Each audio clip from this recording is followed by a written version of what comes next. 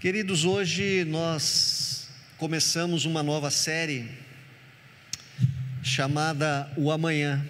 Nós estamos aí nas eleições, nós estamos na decisão do futuro do nosso país e queremos trazer esse assunto para a igreja nesse momento de apreensão, de certa apreensão que todos nós estamos. E o tema dessa noite é: o que será do nosso amanhã? O que será do nosso amanhã? E o texto para a meditação dessa noite está em Jeremias, no capítulo 29, versículo 1 ao 14. O profeta Jeremias escreveu uma carta e a enviou de Jerusalém aos líderes, sacerdotes, profetas e a todo o povo que o rei Nabucodonosor havia levado para a Babilônia. Isto aconteceu depois que o rei Joaquim e a rainha mãe, os oficiais do palácio e outros oficiais de Judá, bem como todos os artífices e artesãos, foram deportados para Jerusalém. Ele enviou a carta por meio de Elasa, filho de Safã, e de Gemarias, filho de Ilquias, quando estes foram à Babilônia como embaixadores de Zedequias a Nabucodonosor. A carta de Jeremias dizia: assim diz o Senhor dos exércitos, o Deus de Israel, a todos os exilados que ele deportou de Jerusalém para a Babilônia: construam casas e estabeleçam-se nelas, plantem pomares e comam frutos que eles produzirem, casem-se e tenham filhos, encontrem esposas para seus filhos e maridos para suas filhas, a fim de que vocês tenham muitos netos. Multipliquem-se, não diminuam, trabalhem pela paz e pela prosperidade da cidade para a qual os deportei. Orem por ela, pois a prosperidade de vocês depende da prosperidade dela. Assim diz o Senhor dos exércitos, o Deus de Israel: não se deixe enganar pelos profetas e adivinhos que há no meio de vocês na terra da Babilônia. Não deem ouvidos aos sonhos deles, porque sonham o que vocês querem ouvir. Eles contam mentiras em meu nome. Eu não os enviei, diz o Senhor. Assim diz o Senhor: vocês ficarão na Babilônia durante 70 anos. Depois disso eu virei e cumprirei todas as boas promessas que lhes fiz e os trarei de volta para casa, porque eu sei os planos que tenho para vocês, diz o Senhor. São planos de bem e não de mal, para lhes dar o futuro pelo qual anseiam. Naqueles dias, quando vocês clamarem por mim em oração, eu os ouvirei. Se me buscarem de todo o coração, me encontrarão. Serei encontrado por vocês, diz o Senhor. Acabarei com o seu exílio e os restaurarei. Eu os reunirei de todas as nações para as quais os enviei e os trarei de volta para casa, para a sua terra. Amém. Vamos ler juntos o versículo de número 11. Porque eu sei os planos que tenho para vocês, diz o Senhor, são planos de bem e não de mal, para lhes dar o futuro pelo qual anseiam. Queridos, nós estamos, como eu dizia, num cenário de eleições, num dia importante. Está se desenhando mais um cenário para 4 anos na política nacional, e nós estamos de certa maneira apreensivos. Nós estamos porque isso tem a ver não somente com a política, mas quanto ao futuro da economia, ao futuro da saúde, da previdência, da segurança, da educação e tudo mais.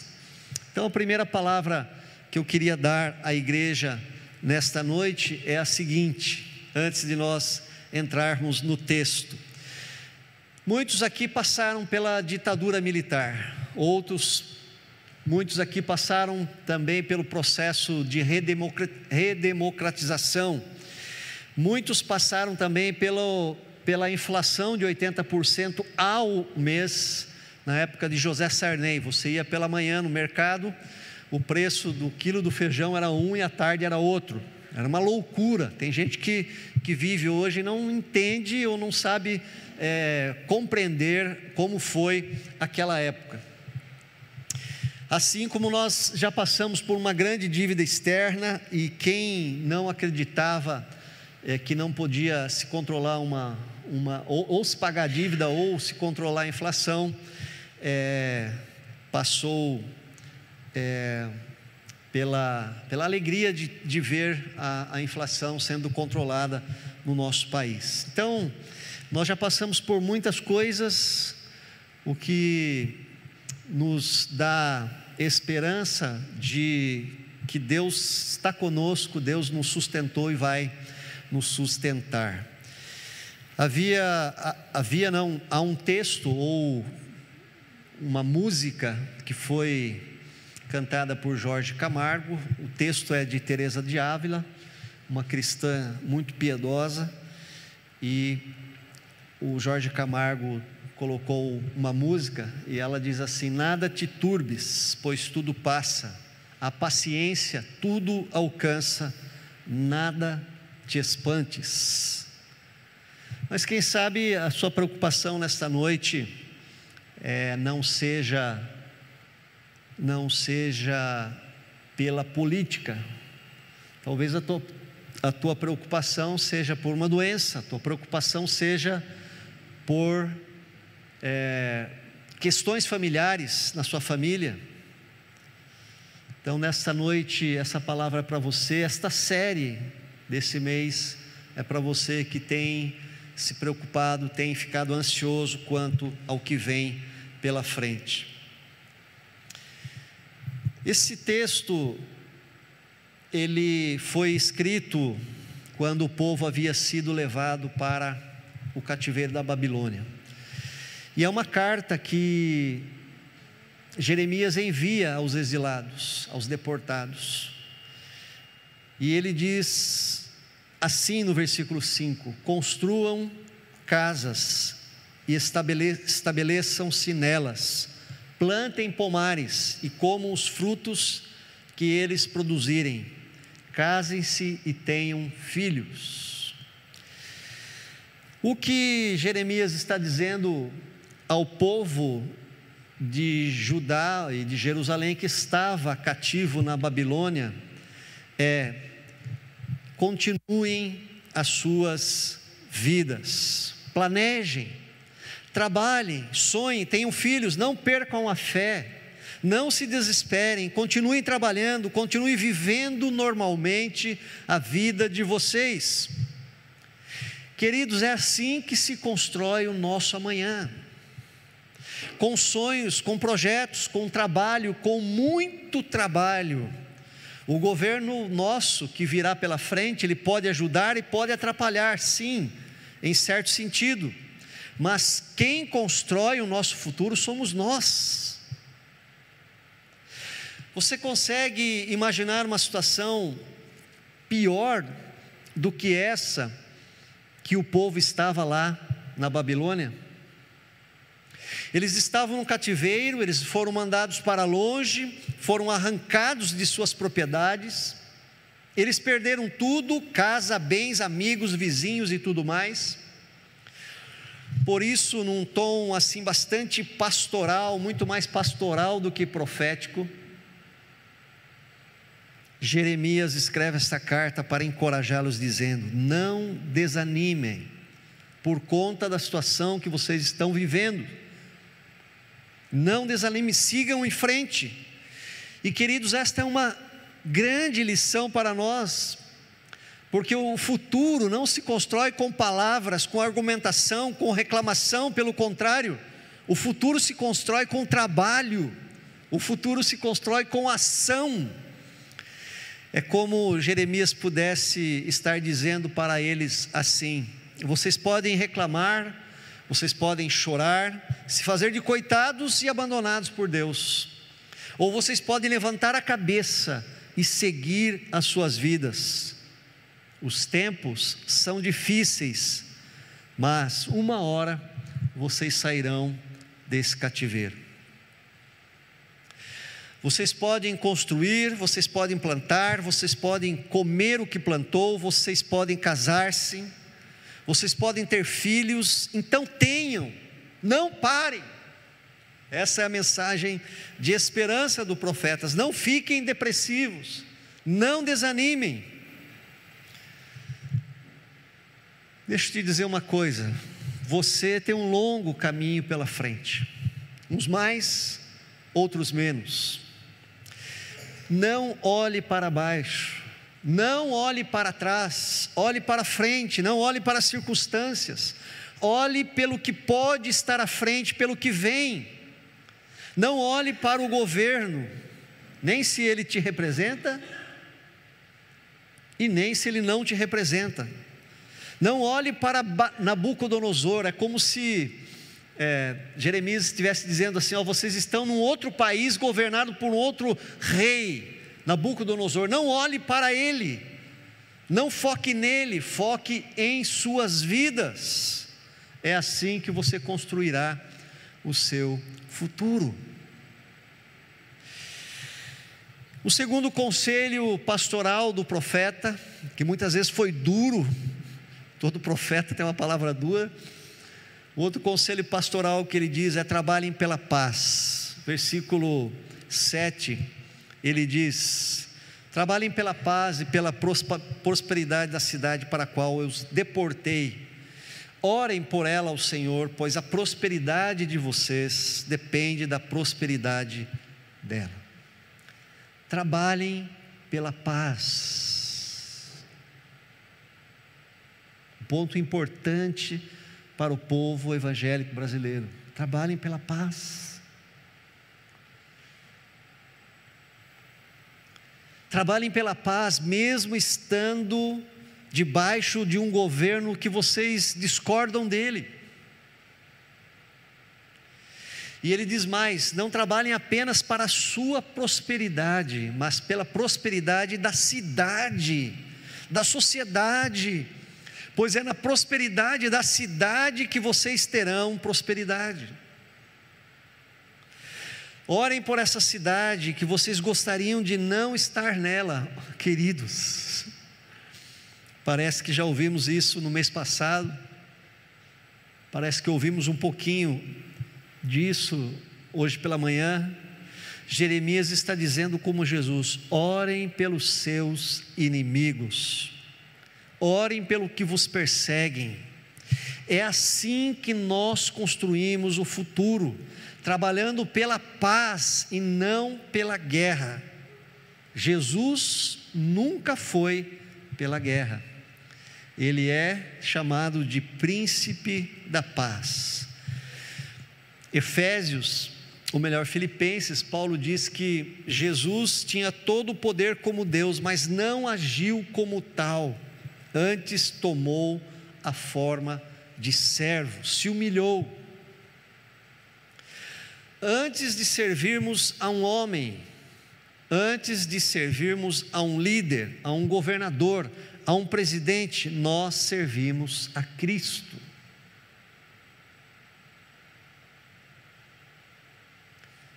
Eu fico pensando, já falei isso aqui, vou repetir: se os cristãos brasileiros tivessem o mesmo fervor, se fosse o mesmo, já estava bom, que tem por um candidato político ou pelo seu time de futebol, se tivesse por Jesus, meu Deus, essa igreja aqui seria outra, e todas as demais. Antes de servirmos a um homem, nós servimos a um rei que é Cristo, e não há como servir a Cristo se não formos um agente de paz.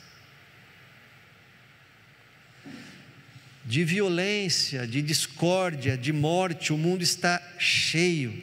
Nós somos chamados, queridos, para temperar, para dar sabor, para dar gosto ao mundo, sendo o sal da terra, para trazermos esperança, uma luz no fim do túnel. Por isso, Jesus nos enviou para sermos luz para o mundo.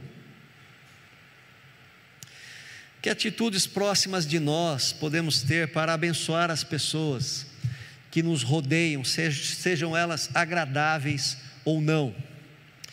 Que mundo nós teríamos se lutássemos para construir ambientes de paz? Que mundo nós teríamos? E o que dizer daquilo que a oração pode fazer, quando um povo se levanta em unidade para orar? O que Deus pode fazer com a situação? Eu tive numa conferência esta semana em Campinas, e foi nos passado um estudo que fizeram, um estudo missionário, que fizeram na Tailândia. 2 grupos ocidentais de cristãos foram enviados para a Tailândia, um para converter e outro para abençoar. Então o grupo que foi para converter, ele pregava a palavra, ele falava diretamente de Jesus, do arrependimento, do perdão de pecados, falavam da fé cristã. E o outro grupo de cristãos foi tão somente não para pregar, mas para abençoar, para orar, para ajudar, para servir, para abençoar aquele povo. Passado um determinado tempo, o número de conversões de cristãos no grupo que foi para abençoar era muito maior do que no grupo que foi para converter.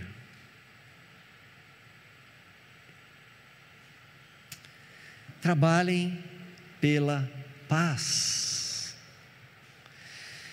Terceiro lugar, ele diz no versículo 10: vocês ficarão na Babilônia durante 70 anos. Depois disso eu virei e cumprirei todas as promessas que lhes fiz e os trarei de volta para casa. Jeremias está dizendo: aguardem o tempo de Deus. Acho que foi falado aqui no louvor, né? O tempo de Deus. Queridos, Deus é bom, mas Deus tem o tempo dele. Deus é bom, mas Deus tem o tempo dele.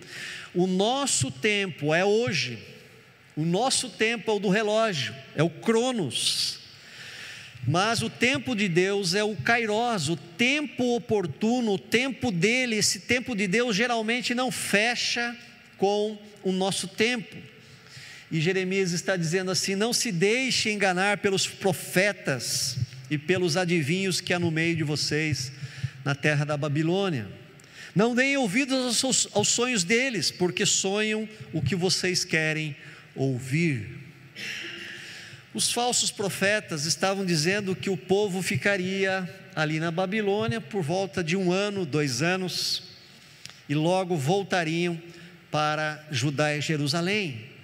Mas não, eles não falaram o que Deus disse, falaram o que o povo queria ouvir. Então Jeremias diz para eles a verdade e diz assim: vocês ficarão 70 anos, não serão 2 anos não. Então trabalhem, então vivem, então construam suas casas, construam suas vidas. Queridos, assim é hoje também. Os profetas da bênção falam aquilo que o povo quer ouvir, que gosta de ouvir. Os profetas da bênção são imediatistas, prometem milagres instantâneos, soluções rápidas, porém falsas. Aliás, a nossa cultura é assim. A nossa cultura é do fast food. Eu estava vindo para cá agora, trazendo a minha filha, a Isabelle, e eu pedi para ela mexer no meu celular, abrir um site, e ela procurou no Google o site e deu o clique, sem brincadeira, ela apertou umas 3 vezes assim, ou mais. Ela não esperou o sinal ir lá no satélite e voltar. Nós vivemos uma geração assim. O site estava carregando, mas o dedinho estava ali, insistindo, como se fosse apressar o carregamento daquele site. A nossa cultura é assim: paciência, espera, resignação, resiliência, são palavras fora do vocabulário da nossa geração, da nossa cultura. E a religião, infelizmente, trabalha de acordo com a cultura. Eu gosto de aconselhamento pastoral, e as pessoas vêm e geralmente elas querem uma solução rápida para um problema que dura às vezes décadas, ou 2 anos, ou 3 anos, ou 5 anos. Eu acredito e tenho falado aqui, vocês são as minhas testemunhas. Eu acredito em milagres, eu oro por milagres. Nós teremos uma conferência de avivamento, mas o milagre ele vem na caminhada, ele vem no processo, ele vem no tempo e na hora de Deus.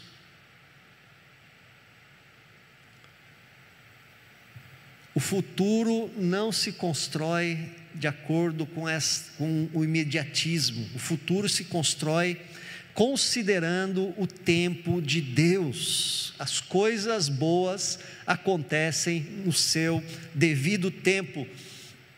Por isso o sábio lá em Eclesiastes escreveu que Deus fez formosas todas as coisas no seu devido tempo. Portanto, aguarde o tempo de Deus. Queridos, muitos irmãos aqui nessa comunidade têm sofrido bastante, coisa ruim atrás de coisa ruim, perdas atrás de perdas, dor seguida de dor. Para esses irmãos, nem sempre a alegria tem chegado ao amanhecer, como diz o Salmo. E nós precisamos conviver com isso, nós precisamos aprender com o tempo. Há motivos de oração na minha vida que eu tenho desejado e tenho ansiado há 30 anos, e eu não recebi. Mas eu continuo orando porque confio nas promessas de Deus. Eu confio nos planos de Deus, ainda que para mim esses planos sejam demorados. E Jeremias nos ensina: aguardem o tempo de Deus. Finalmente, Jeremias então termina a sua fala dizendo que Deus os abençoaria. Porque eu sei os planos que tenho para vocês, diz o Senhor, planos de bem e não de mal, para lhes dar o futuro pelo qual anseiam. Queridos, o nosso futuro é um futuro de esperança. O nosso futuro é um futuro de esperança. Jeremias está dizendo: Deus os abençoará. Hoje vocês podem estar no exílio, mas amanhã eu vou resgatá-los. Não desanimem, eu lhes darei um futuro de prosperidade. Os planos de Deus para o seu povo são planos de bem e não de mal. Uma outra tradução desse texto diz assim: só eu conheço os planos que tenho para vocês, prosperidade e não desgraça, e um futuro cheio de esperança. Sou eu, o Senhor, quem está falando. Irmãos, há uma promessa quanto ao nosso amanhã, quanto ao nosso futuro: prosperidade e não desgraça. Aleluia! Então vamos crer juntos nesse futuro, vamos confiar em Deus, vamos confiar na sua palavra. É como se Deus estivesse dizendo assim: vocês não sabem, mas eu sei. Vocês não conseguem enxergar o amanhã, não conseguem enxergar além do véu, além da cortina, além da fumaça, além da neblina que se coloca diante de vocês, mas eu enxergo lá na frente, e eu posso garantir que o que eu tenho para vocês são bons planos, planos de paz e não de mal. Glória a Deus. E por que nós podemos confiar, se essa palavra foi dada ao povo 600 anos antes de Cristo?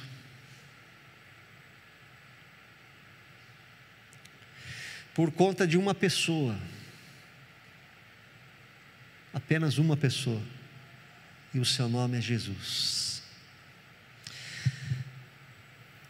Ele rasgou o muro da separação entre nós e Deus. Ele aboliu em sua carne a dívida que era contra nós. Jesus abriu o mundo espiritual de tal maneira que hoje somos abençoados com toda sorte de bênçãos espirituais nas regiões celestes.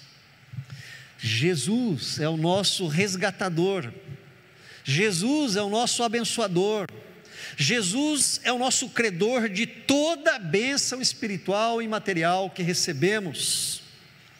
Nada recebemos, absolutamente nada, por merecimento próprio. Tudo o que recebemos de Deus é por meio de Cristo, pelos merecimentos de Cristo e pela mediação de Cristo. Por isso, nós podemos confiar que o nosso futuro será de prosperidade, ou shalom, ou paz, de paz e não de mal, porque é Jesus quem acredita, ou quem nos acredita as bênçãos de Deus. Ele venceu o pecado, Ele venceu o diabo, Ele venceu a morte, e porque Ele venceu, nós venceremos também, e porque Ele vive, nós viveremos também, aleluia. O que será do nosso amanhã? Muita gente fica preocupada, se perguntando, se questionando, temerosa com a política, temerosa com a provisão diária, temerosa quanto ao futuro dos filhos, temerosa quanto à saúde. A grande questão é uma só: onde está fundamentada a nossa vida? Falamos há poucos dias sobre isso. Na rocha ou na areia? Em coisas materiais, passageiras, corruptíveis, ou em Cristo, que é o Rei dos Reis e Senhor dos Senhores?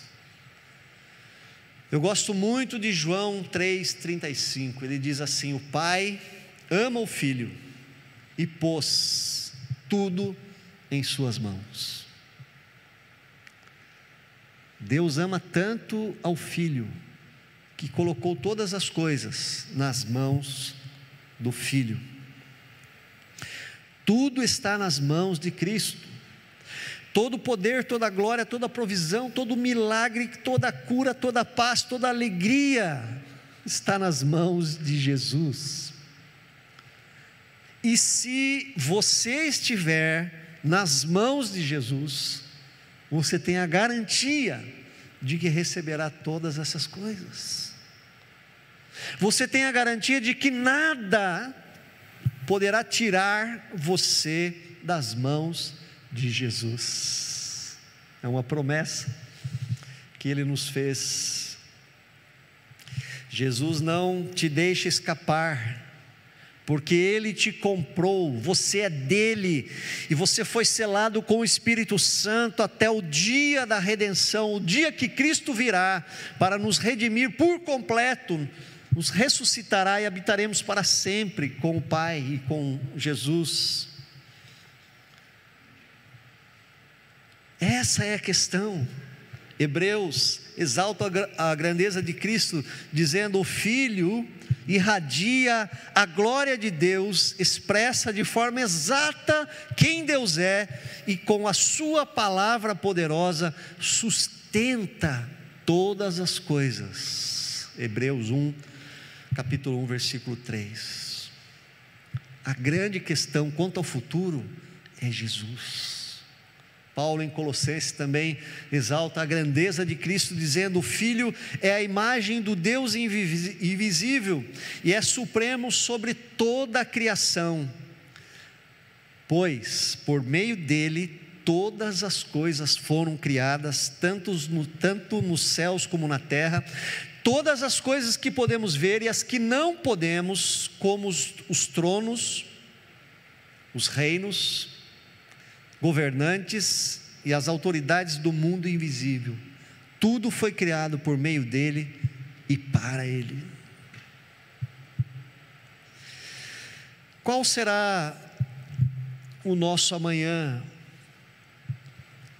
se nós estivermos com os nossos pés firmados em Cristo?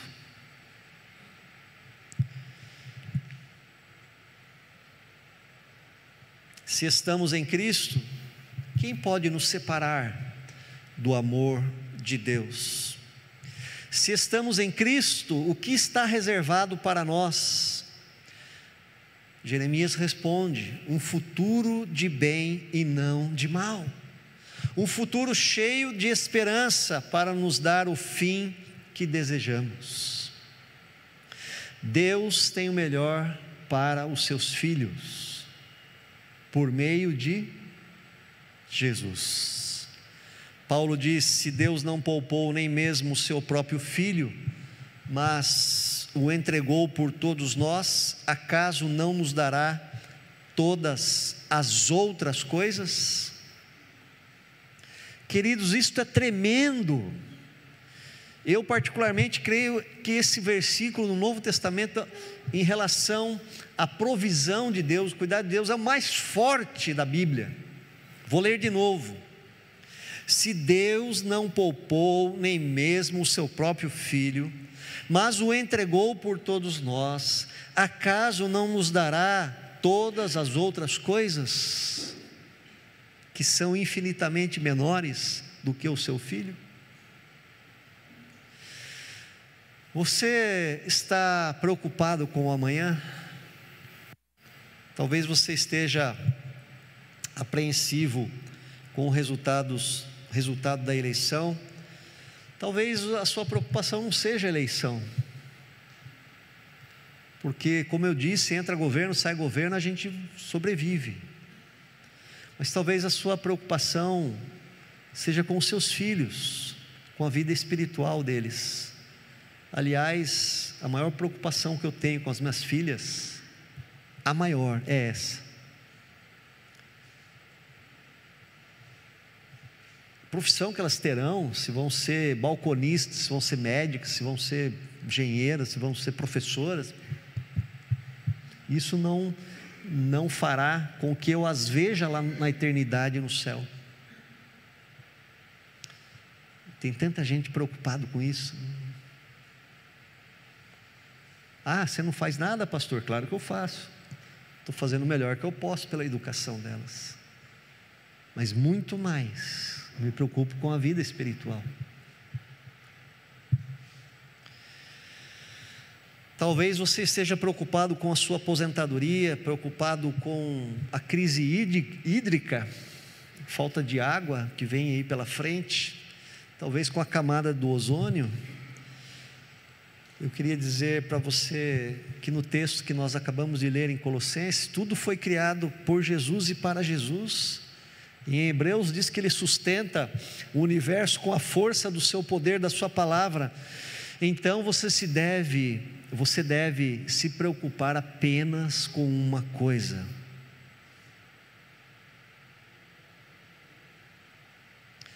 se a tua vida está em Cristo ou não está.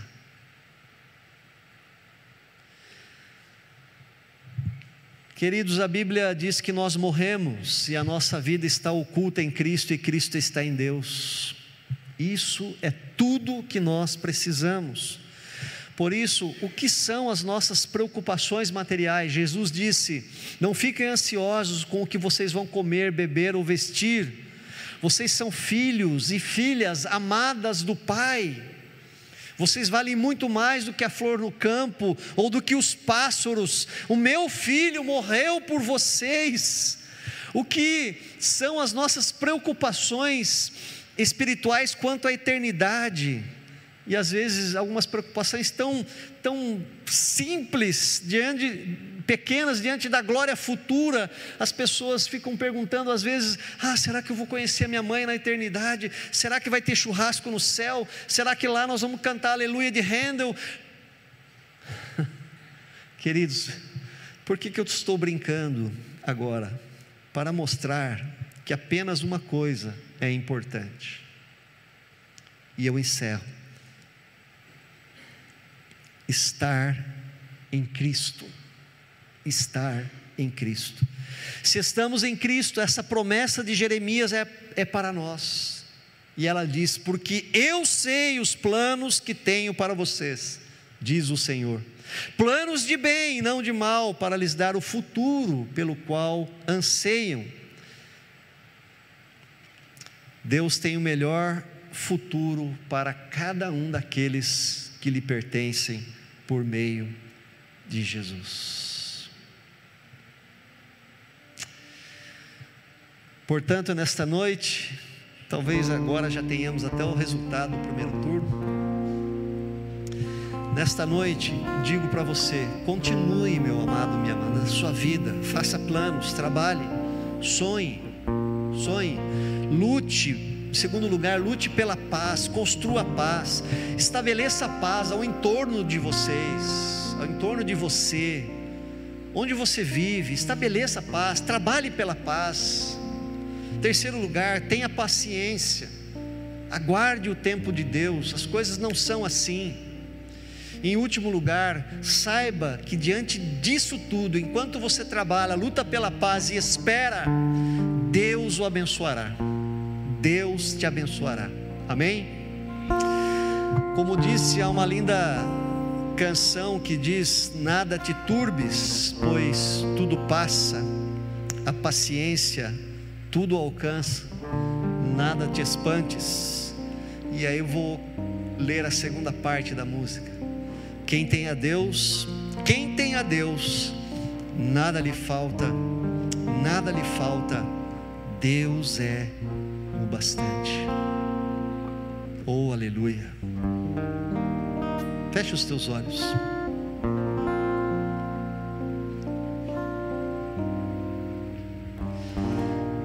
Nada te turbes, pois tudo passa, a paciência tudo alcança, nada te espantes. Quem tem a Deus,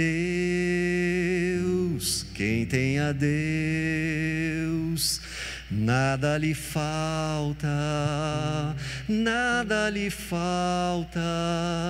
só Deus é o bastante. Pai, vem sobre o nosso coração, Senhor, vem sobre a nossa alma, vem sobre os nossos temores, nos trazendo coragem, nos trazendo paz, nos dando a convicção e a certeza de que se estamos em Cristo, temos tudo do Senhor, temos as promessas da Tua palavra, nosso nome está escrito no livro da vida, nada pode nos separar do Teu grande amor, porque nós somos mais do que vencedores por meio daquele que nos amou. Nós somos Teus filhos amados, filhas amadas, filhos comprados pelo sangue precioso da cruz do Calvário. Ó Deus, a nossa vida está nas mãos de Cristo, e Ele prometeu que das Suas mãos ninguém pode nos arrebatar, nem o diabo, nem a morte, nem, ó Deus, as preocupações, nada, Senhor, pode nos separar de Cristo, porque Ele nos selou com o Santo Espírito da promessa, e o que permanece em nós é a divina semente. Ó Deus, nós estamos selados para vencer. Obrigado, Senhor. Dá a todos os corações nesta noite que estão aqui ou que nos assistem essa paz quanto ao que vem pela frente, ó Deus, quanto ao nosso futuro, um futuro de paz, um futuro de esperança, de provisão, porque esta é a Tua palavra, e a Tua palavra não passa. Tudo passa, Senhor. Políticos passam, ó Deus, as coisas materiais passam, mas a Tua palavra permanece para sempre. Amém e amém. Glória a Deus. Vamos ficar em pé. louvar.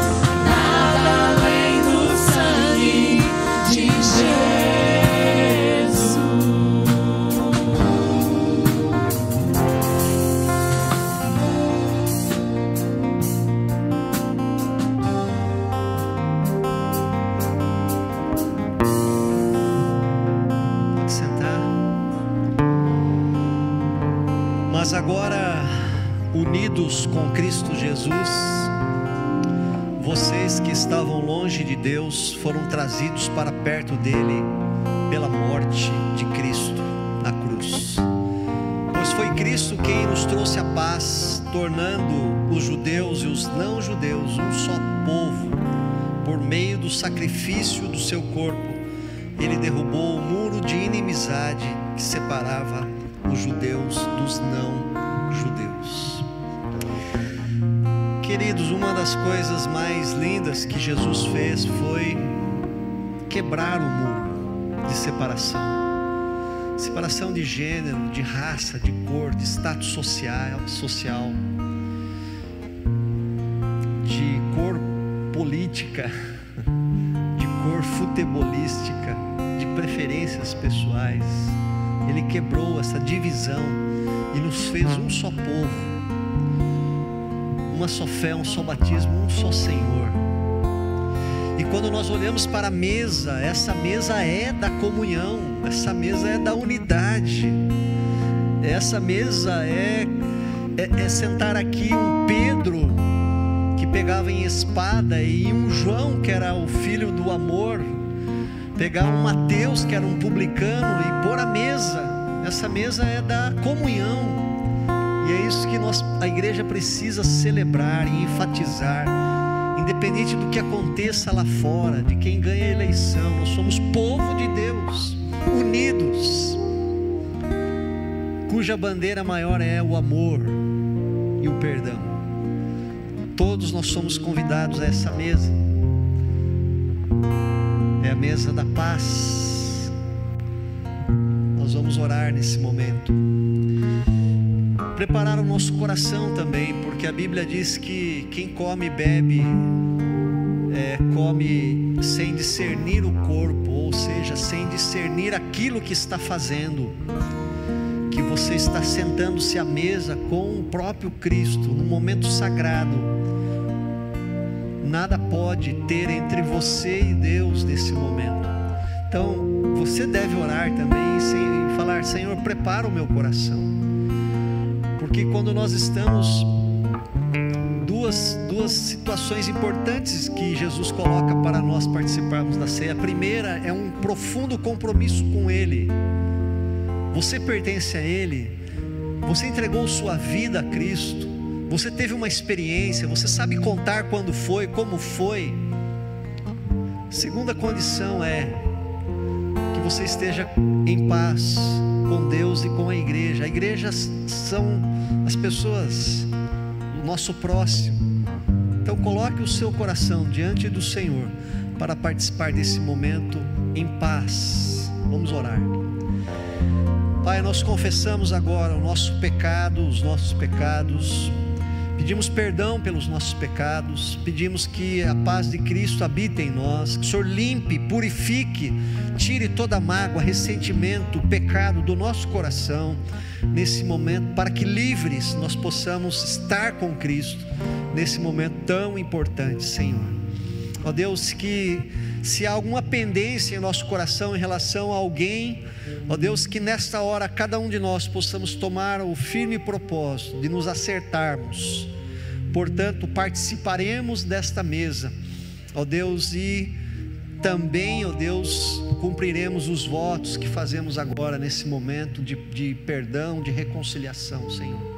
Abençoa este momento, que seja um momento espiritual, um momento no qual sejamos alimentados, fortalecidos pelo Senhor, em nome de Jesus. Amém.